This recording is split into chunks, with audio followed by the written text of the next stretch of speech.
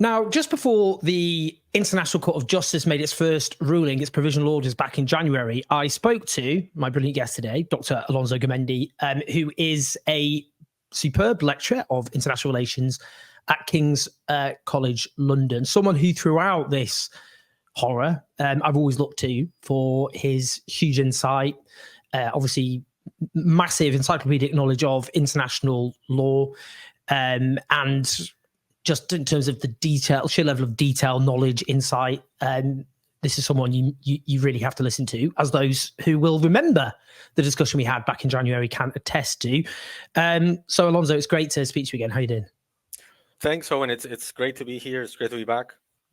I just want to start. I mean, when I spoke to you, it was interesting because where we were at, I mean, it feels like a lifetime away. Now it's it was about 5 months ago, just less than 5 months ago. And we were waiting on the International Court of Justice's ruling. A lot has happened since. We've had the International Court of Justice itself making subsequent provisional orders, but the most latest being to order Israel to cease its military offensive in Rafah. Well, I'll talk a bit about that because that was pro-Israel people tried to spin that. But of course, as well, critically, the International Criminal Court's chief prosecutor, Karim Khan, made requests for arrest warrants for Netanyahu and his defense minister, Yoav Gallant, which we're still waiting for those requests to be accepted. I just want to say, I mean, in terms of what's happened since then, this strikes me what people need to just be talking more about, as Israel has suffered a calamitous strategic defeat, notwithstanding the terrible ruin it's inflicted on Gaza and will continue to inflict. Yeah, look, I think if I compare where I was when we had our first conversation to now, I wouldn't have dreamt of this scenario. I mean, just on we're in June, like this case was supposed to last years, and developments were supposed to be sparse through the months. And we now have like so many requests for provisional measures, an actual ceasefire order. We have the ICC involved, and this has continued to be in the tip of the tongue of everyone. I don't mean the war. I mean the law. It's not common for international lawyers to be discussing international law on Twitter for 8 months in a row about the same topic over and over again. Moreover, with changing popular perceptions. And I think that resonates a lot with what you were saying about this strategic defeat, because look, I'm a movie buff and I really enjoy movies. And there's this quote that I just keep having in my head. It's from The Dark Knight, the Batman movie, where the Joker is talking to the Two-Face, and he says like, "Do I look like someone with a plan? I'm a dog chasing cars. I wouldn't know what to do if I ever caught one." And it feels like that's what's happened. Like Israel got what it wanted. Like the wildest dreams of the Israeli hard right came true. They had the government they needed. They had an enabling government in the United States, and they had free range to do basically anything they wanted after October 7th. And they did. I don't think anyone would say that Israel self-restrained in its response. And yet the result is that now there's an ICC case, there's a ceasefire order, and perhaps most importantly, at least the way I see it, the status quo has changed. I don't think anyone now would accept going back to the status quo that we had before October 7th, where every so often there are Hamas rockets fired into Israel. There is some damage, but generally Israel is able to intercept them. And then Israel goes into Gaza, kills hundreds or thousands of Palestinians, and then that's it. Move on until the next time it happens, and the show must go on. And I think the big change that Israel has brought upon itself is that show has stopped. I don't think anyone would accept that scenario, that like quote unquote mowing the lawn scenario going forward anymore. So yeah, it is a very big strategic defeat. And I would add that last time we talked, I remember emphasizing that people should not see the case as the end game of everything. The most important thing is winning this case at the ICJ. I remember telling you there are other victories that we can achieve in terms of Palestinian rights through this case that aren't related with do we win or do we lose 2, 3, 5 years from now.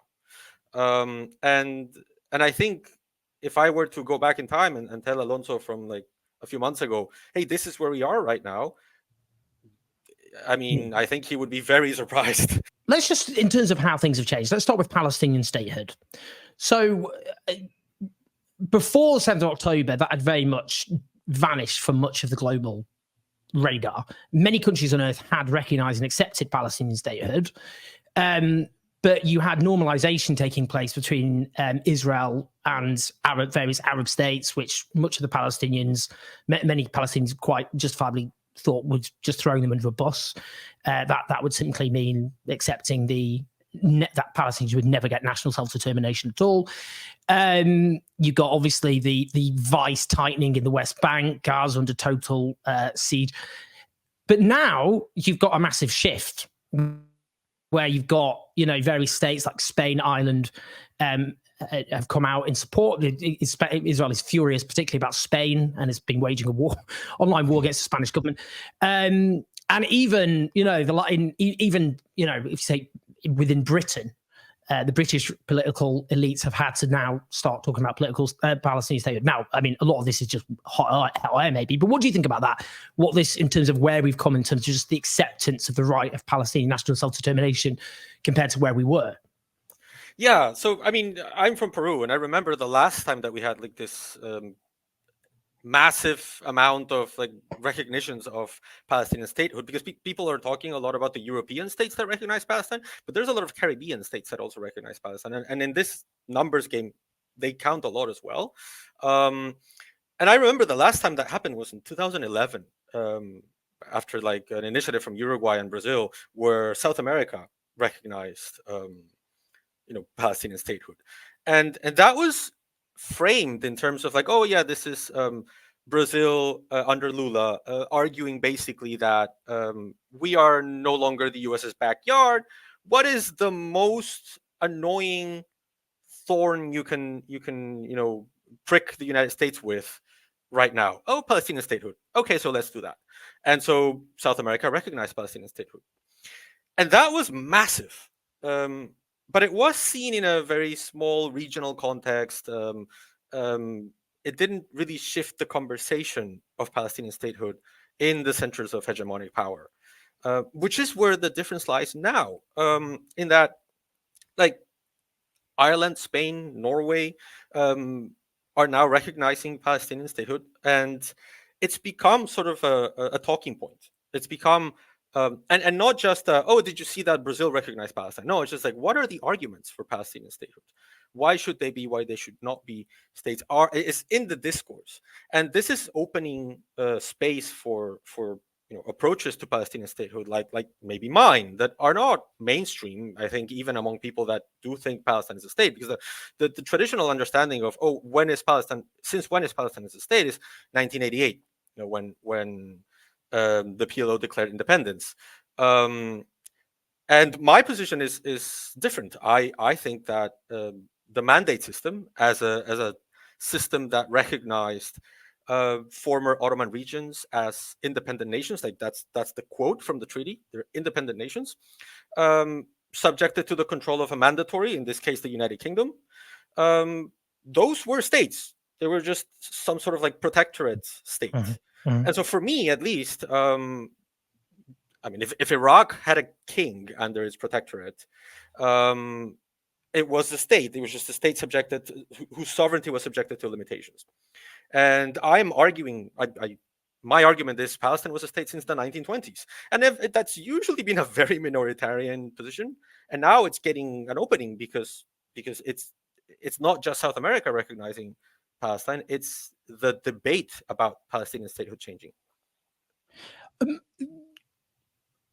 Israel's long been isolated in the global south, and it made a bet that didn't really matter, because if you've got the global hegemon, the United States of America, and its key allies on side, it's not the end of the world.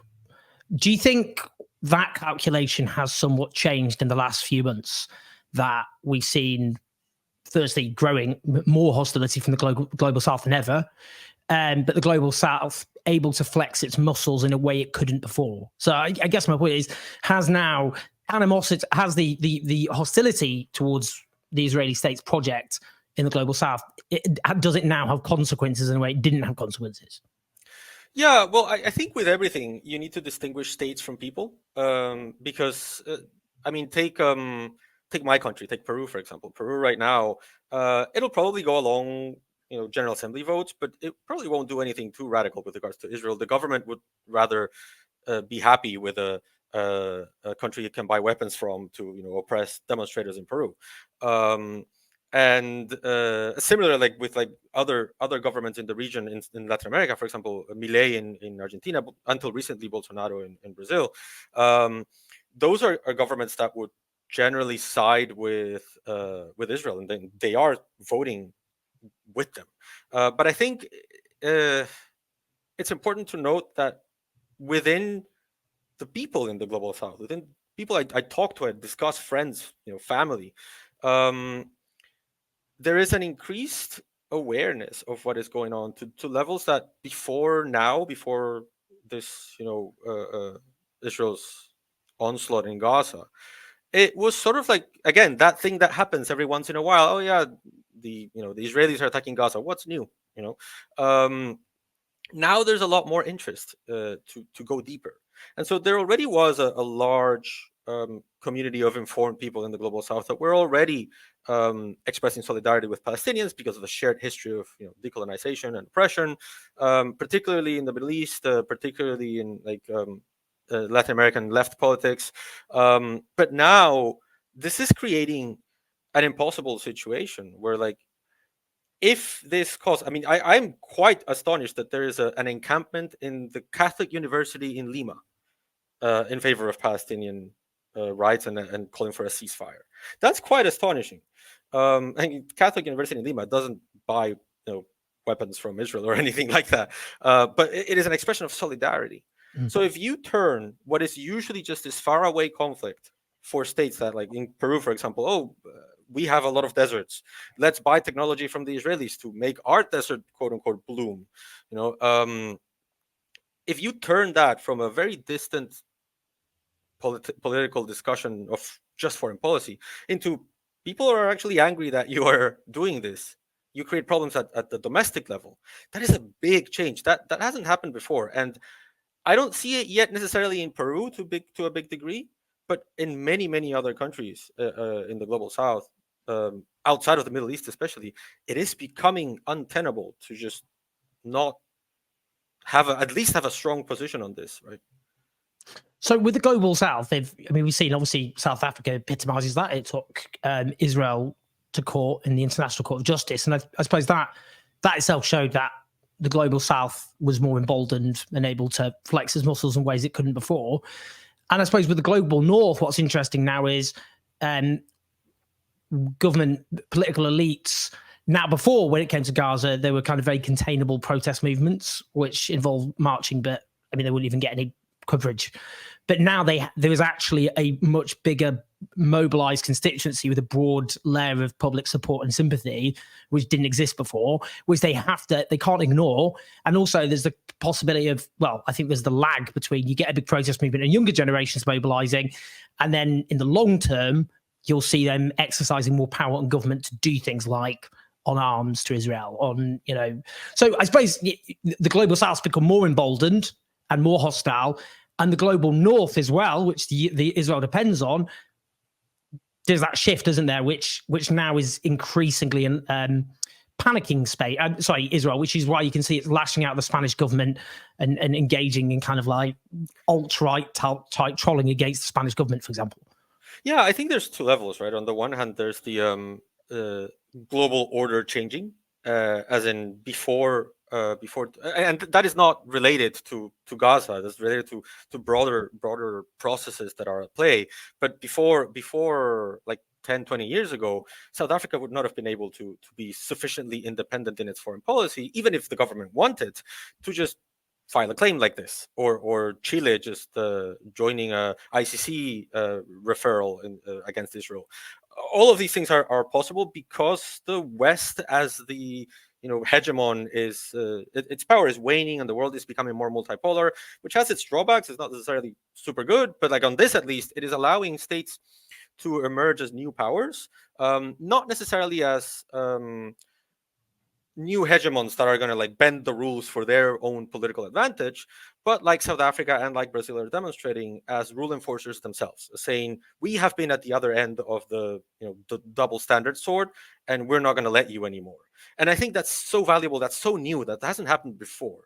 And then at the other level is what you were mentioning about the construction of a student movement, a whole generation of young people that have built their political identities on this crisis. Like I remember my first protest, and I think everyone remembers what they were doing, the things that they protested.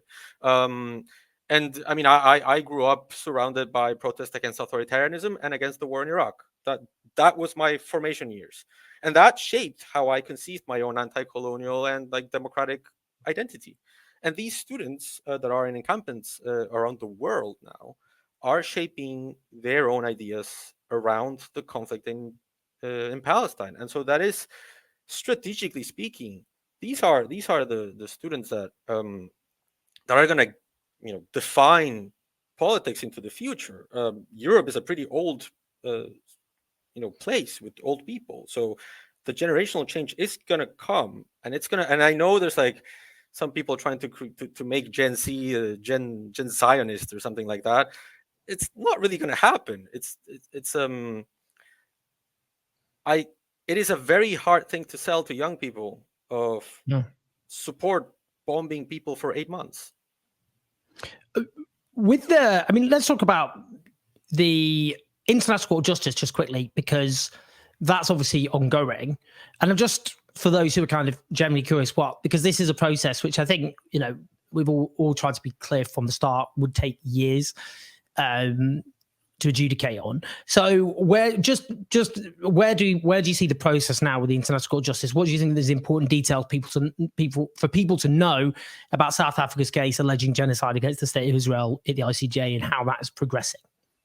Yeah, so my original approach to this, I mean, people can watch the first video, was I was scared to be perceived as too negative, because genocide as a concept in international law is so difficult to prove, to the point where in our record, the only time that a court, the ICJ, has said that there's actually a genocide is Srebrenica, as in not the wars in Yugoslavia, right? But that specific act of killing 8,000 people, and of course Rwanda, but again, genocides that don't follow the pattern of a systematic extermination with people giving speeches saying let's kill all the X group are very difficult to prove.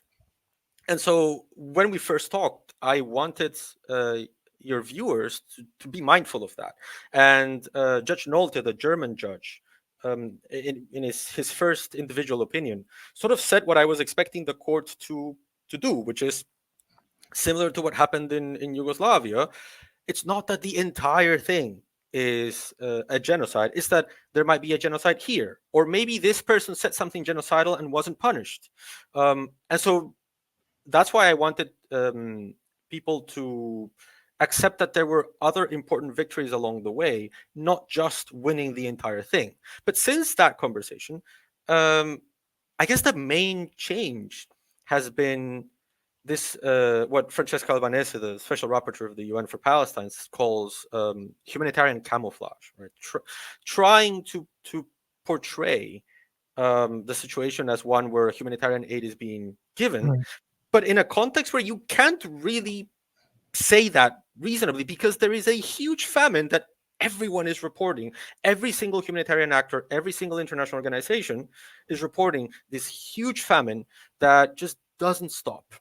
And we see videos from Gaza of people like, and so when you add that structural component, that starvation component in such a massive level, the argument that no, we can isolate specific genocidal acts here and there starts to become weaker, and you can see that in Judge Nolte's own decisions and his own appended individual opinions, where he's still not quite there. He still says, "Oh, I don't think that there is a genocidal intent has been proven," which he wouldn't. It's still too early to tell. We're not even in the merits phase.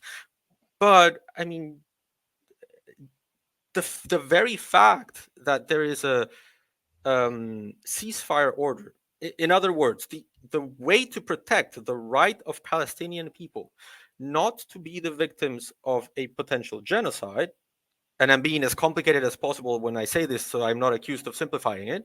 That itself says the only way to prevent that is if the war stops and humanitarian aid goes in. That's incredible, because then you add the structural component to it, and the idea that the physical destruction of individuals, the specific killings with drones and missiles, that might very well be a genocide, but that is more difficult to prove. The really difficult one for Israel to defend is the starvation campaign, and they have done that. They did not need to do that, really. They should not have, out of just sheer basic human morality. But even if you want to be calculative and engage in this kind of like humanitarian camouflage, it's really difficult for me to argue against this claim. And how can you say that subjecting 2 million people to starvation is not genocidal? Well, on that, just to move to the International Criminal Court, Chief Prosecutor Karim Khan's request for arrest warrants against two, obviously, Benjamin Netanyahu and the Israeli defense minister, as well as 3 Hamas leaders. Because in that, a lot of it focuses on starvation, but it doesn't. It makes clear it hasn't, for example, got amassed the evidence, for example, yet on the bombing campaign because it can't access Gaza. So I'm just interested, firstly, in terms of we don't know, do we, the time frame in terms of when arrest warrants might be granted. I mean, that could be weeks, months. I don't know what you think about that. But as well, the charges which exist. There are war crimes against humanity, but what you think about whether they could be expanded? For example, torture is notably absent, and I would say the evidence regarding torture is unbelievably overwhelming. Horrific report in the New York Times of Palestinian men being raped with metal rods, including to death. That's just one example. There's just too much other examples. I just wonder what you thought about that in terms of that. Firstly, the time frame, but actually the ICC chief prosecutor's requests may expand those charges. What do you think about the probability of the expanding? Because I was interested when in that, if you read what he said in the statement, talks about how the Israeli leadership had determined that the Palestinian civilian population had been defined as a military threat to Israel. I mean, you look at that and the crime of extermination in that, I don't know how you can't arrive at genocide as a charge, but I don't know what your thoughts are. Yeah, no, I think it's quite likely that the charges will be expanded.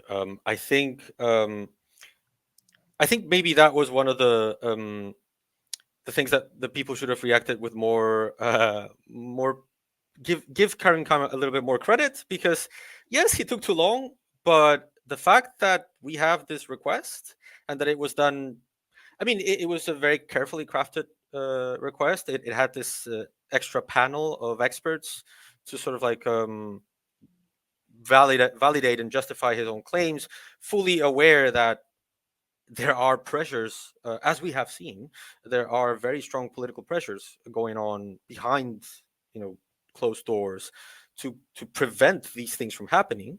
So he being very aware of that, he crafts these requests, does the request public. That the request did not need to be public, essentially with what he had and with what he could prove at this time without having access to events in the ground. Like he cannot send teams to Gaza to investigate. So he's working, but evidentially speaking, he's working with like interviews from people who have been in Gaza or people in Gaza, talking like hospital workers, doctors, survivors, humanitarian workers. But that is difficult without access to evidence on the ground. So I think this request is the result of what could be done given the circumstances. But just the fact that it was done is itself quite remarkable, not just because of the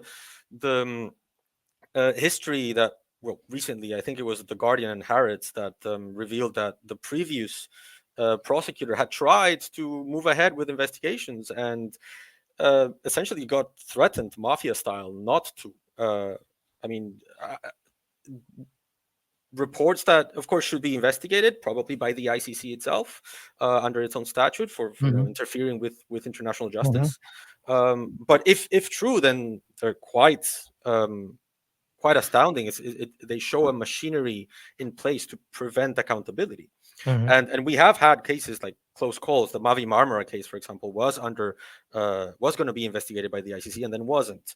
And in the past, not just with Israel, the situation in Afghanistan, for example, is not really looking into U.S. crimes. I mean, I don't know what happened there, of course, but the legal reasons is like, oh, we cannot really focus on that right now. We're going to focus on Taliban crimes, and that was very disappointing for the human rights community. So the fact that this happened shows, well, I think it shows two things, right? Shows that it was that impossible not to act. And two, it speaks well of the prosecutor, who has had mishaps, who hasn't fixed all the problems, like with the Afghanistan situation. But the fact that he did this, knowing full well that the ICC would probably be sanctioned, I mean, tip of the hat to him, because that was a good thing to do. So yeah, I think given where we are at, I think this request will definitely be expanded in the future. I mean, because if we look at this, it looks like Israeli impunity is collapsing in terms of the increasingly assertive global South, the political elites of the global North under growing pressure. The ICJ has been forced to act. The ICC chief prosecutor has now decisively acted.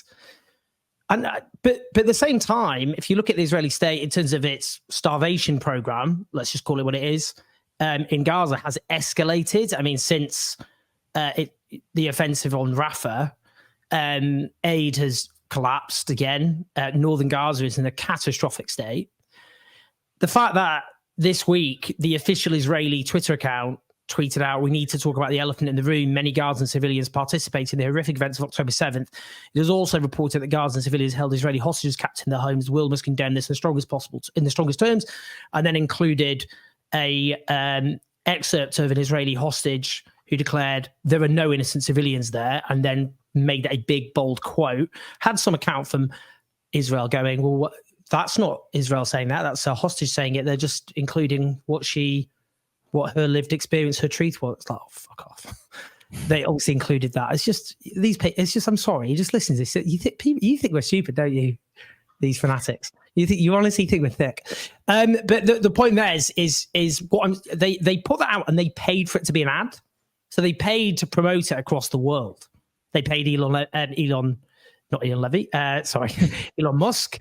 Elon Levy is someone else who should go to jail. No, Elon Musk to promote this. The point I'm making is that's just classic. That's just striking evidence of genocidal intent. I mean, it's just saying that Israel, that Gaza civilians all have collective guilt. Therefore, they're fair game. I mean, I'm just saying they're not acting as though their impunity is collapsing. So what gives? Is it just the sheer level of genocidal mania is just a block on that? I think there's two things here. One is arguments are running out, and the other one is that the old reliable arguments are being scrutinized in ways that they weren't before. So, look, honestly, international humanitarian law is premised on the idea that civilians need to be protected. Civilians and non-combatants need to be protected. And yes, I mean, from a perspective of like moral philosophy, there are theories that espouse like who gets claim to innocence, and there are just war philosophers that would argue that like it was not immoral to drop an atomic bomb in Japan because Japanese people were in favor of their government. And these are philosophical discussions that exist. But I think when you put them in black and white, it just doesn't resonate with basic people, the way people think. and what actually resonates is the idea of humanitarian law, as in, and don't get me wrong, humanitarian law has a lot of problems. We can talk about that, but at least from a simplified, International Committee of the Red Cross version of humanitarianism, the main idea is civilians should be protected, and this applies to like everything. It also applies to Israeli civilians. Like part of the issue with this is that dehumanization, the idea of you attack my civilians, therefore I will attack your civilians, was the first thing that had to go in when humanitarianism was invented, like back in the 1800s. Really, the 1800s. The way the ICRC, the Red Cross, was created was this Henri Dunant, this merchant, was traveling, and all of a sudden he comes across a field where a battle had been fought, and he was shocked by the fact that only the local soldiers were being treated. If you belong to the enemy, you were not treated because you're the enemy. So who cares about you? That is the principle that inspired the ICRC, the Red Cross, and the entire humanitarian movement. It doesn't matter if you're the enemy. Once you are not a combatant, or if you're a civilian, you need to be protected. And this is what allows us to condemn October 7th. And it is shocking to me how, in the face of these legal arguments no longer working, like you cannot make a legal argument for why actually you can dress up as doctors and invade a hospital, then the arguments start becoming quite bracingly terroristic, as in this is the kind of things that terrorist groups say. There are no innocent civilians. That's letter to America from bin Laden, right? There's no innocent Americans. So when you start thinking about that, yes, there's a legal component to this. Of course, there's someone in South Africa right now, with a folder writing all of these things down and putting them in. But from a more, we're talking about this new generation that's forming their politics as we speak. From that perspective, because they have run out of arguments for the broader discourse, they are now basically talking in a really small bubble. And before, you could see how they were struggling to balance what they could say for an Israeli audience that is favorable to this government and what they had to say for the public sphere. I think that internal debate has collapsed, and they acknowledge that they cannot win the public debate. And so they're just talking for their bubble. And to the point where, I mean, you have conservative outputs in the UK that are starting to sound reasonable. Like I'm agreeing with Piers Morgan much more than I usually do, and I don't usually agree a lot with him. The Israeli state really does have a lot to answer for.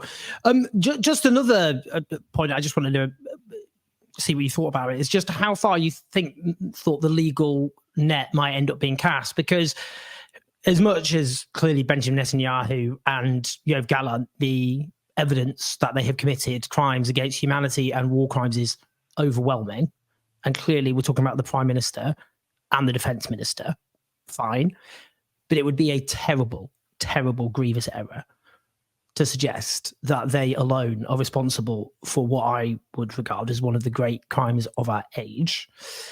How far do you, what about, IDF soldiers for a start? I don't want to, Nuremberg did set a very clear precedent that I was following orders is an excuse. I'm not doing that just to draw a parallel with a very different specific genocide that committed in World War II. But I'm just saying there was a general principle there. But also, I mentioned Elon Levy there by accident, who he keeps tweeting at me, so I just keep responding that you're going to go to jail. It might take 10, 20, 30 years, but you are definitely going to prison. And the reason I raise that is, I don't know, that guy, I don't use sociopath lightly, because it's quite an easy, facile thing to do to pathologize horror, and it makes it easier to imagine that actually these terrible horrors aren't those responsible, there's something wrong with them, but actually they're just fellow human beings. But that guy would fail an ink blot test, is all I'm saying. The point I'm making is, how far do you think, because the Genocide Convention 1948 has 5 crimes, it criminalizes 5 crimes. And one of them is, for example, complicity in genocide, as well as public incitement of genocide, which Israel is duty-bound to prosecute and has failed to do so. So I'm just wondering, how far do you think, I mean, because it would just be ridiculous if those are the only two, frankly, who face some form of justice. I think that would be absurd. Yeah, I mean, I think international justice is usually more concerned with those with the gravest responsibility, the main responsible parties. So, like the Nuremberg trials dealt with, the Nazi leadership, for example, right? So, international justice doesn't. I mean, it can, but usually doesn't focus on the foot soldier, right?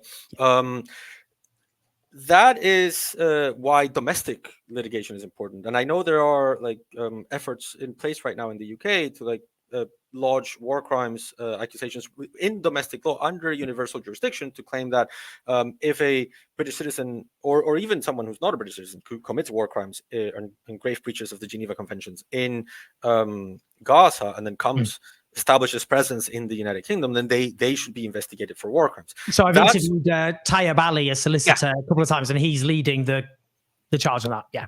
Yeah, exactly. Yeah, that's what I was referring to. So there is let's call it a collaboration between international justice and domestic justice to achieve full accountability. And this is where it gets interesting, because at the end of the day, the main responsible party for achieving accountability is the state itself. Like, the way the ICC is premised is, it's almost as if we're the last resort. If you don't do it, we'll do it. And so that's prompted a really interesting conversation, even in Israel itself and among Israeli scholars, and of what would Israel need to do to avoid ending up with more people in The Hague, or even, can you save Netanyahu from The Hague? And so, for example, there's a lot of discussions right now about whether a parliamentary commission, an inquiry commission, would suffice. And there's a lot of debates between lawyers on Twitter right now on, does that suffice? And of course, I mean, for me at least, it's pretty clear that the answer is no, because the arguments for complementarity require that the same individual be investigated in a credible, independent court for the same conduct. So just because you're investigating if maybe some crime was committed at a not a court, that wouldn't satisfy the requirement for complementarity. And so, but just the fact that you're discussing that, leading to, even if it doesn't trigger a successful complementarity challenge by Israel, and then Netanyahu ends up in Israel, being judged in Israel, even if it's just a parliamentary commission in Israel, that itself is huge. That would be welcomed. It's not enough, but it will be welcomed, right? And that is something that international law and international legal mechanisms have pushed Israel to have to try and save, let's say, their prime minister from international justice. So there's three components, right? There's, on the one hand, there's the international justice itself, going after those with most responsibility. Domestic courts all over the world also engaging in accountability at the domestic level. And then it's what's going to happen in Israel itself. And I know it sounds like absurd. It's always absurd, like a country will judge its own autocrat. That it feels insane. But as someone from Peru, we have, I think we've put 5-6 former presidents in jail. We have a specific jail for former presidents in Peru, which is actually very proud of. But and we put our own human rights violator, Alberto Fujimori, in jail. And so it can happen eventually. It takes time, but it can happen. So all of these mechanisms that are floating in the air right now are pushing things in the right direction. They're pushing slowly, but they are pushing. It's just like Palestinian statehood, where one state declares and then another and another and another, and it builds up. It's the same. One step at a time, you start pushing for accountability, and you might be surprised where you end up. Just this is so ludicrous. What I'm about to suggest, you might just go, I'm not going to engage in this. But so, for example, if the arrest warrant requests aren't accepted, I would regard that as completely outrageous and ridiculous. And I think the odds are very, very small that would happen. So I think we just presume the arrest warrants get accepted. If, say, a year after Netanyahu ends, his premiership ends, If the secret services of another country swooped in, took him out of Israel, would he be put on trial at the ICC?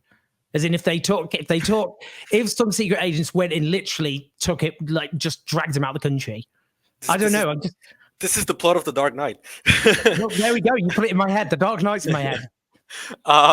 So okay, that's an it's an interesting discussion because there's actually legal disagreement about how to establish the jurisdiction of a court, and it varies from country to country. I am not sure how that would work in the ICC, but say, for example, that's how Eichmann ended up in Israel. Well, that's what I did think that, yeah. But like there are cases all around the world where the manner in which a defendant arrives in court matters for jurisdictional purposes. So, for example, in Peru, if you're kidnapped and brought to Peru, then that would not make jurisdiction possible. You would be invalidating jurisdiction. If you're in the United States, I mean, the Supreme Court there has ruled that if the Border Patrol kidnaps you from Mexico and takes you to the US, then that's fine. So it really varies, and I'm not so sure how that would work in the ICC. Yeah, I just because if their arrest warrant request got accepted, and when he's no longer Prime Minister of Israel, you could just see a whole industry of people determined to get Netanyahu out of Israel and put him on trial. That's all. Yeah, I mean, again, it depends on what jurisdiction, and I think. I mean, when we start discussing different jurisdictions, there's also another component here that popped into my mind. It's just another thing that's changed. This claim that Israel cannot be singled out, and that there's a separate standard for Israel, and then for the rest of the world, which I've always considered very vacuous, very weak, because it only works if you accept that Israel needs to put on the same pedestal as the United States, Russia, China, states that have sufficient power to bend the rules in their favor. If you put Israel in the same normal category as every other state, and I say this as someone who is from a country that had an armed conflict, and we prosecuted our own military and our own president, then it's not being singled out. It's just being asked to do what every other state that goes through these things does, like truth commission, trials, put people in jail, work to understand how is it that your country ended up doing that horrible thing. And this brings me back to like my own experience as someone who had his own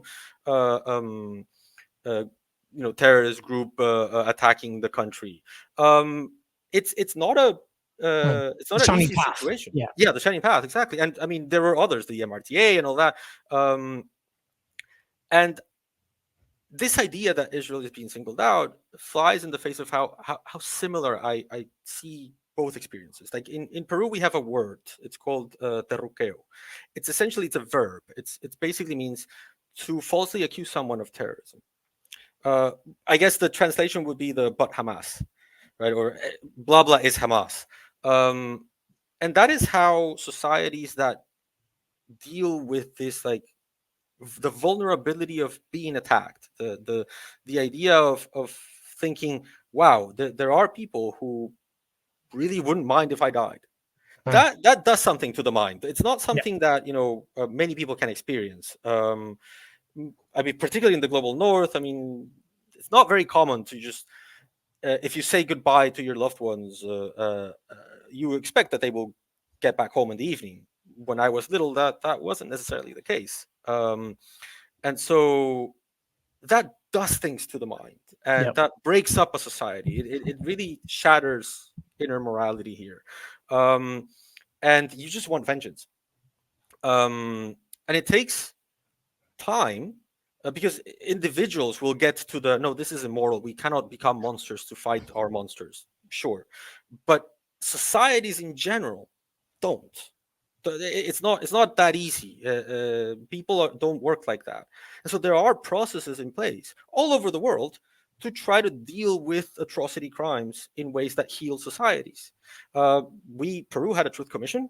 Yep. And we put presidents in jail.